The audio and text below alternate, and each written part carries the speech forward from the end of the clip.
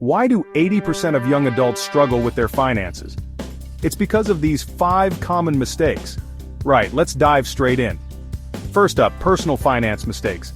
Most people are making this huge mistake with their money, are you? Spending without a budget? This one habit could be costing you thousands every year. Let's fix it.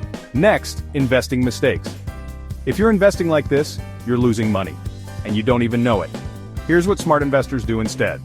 Then, saving and budgeting. You're saving money the wrong way, and it's costing you. But don't worry, I'll show you how to fix it in 3 simple steps. Moving on to credit and debt management. Never do this with your credit card, unless you want to stay broke. Here's how to avoid the #1 mistake keeping people in debt. Finally, making money online. Most people waste hours online and never make a dime. Are you?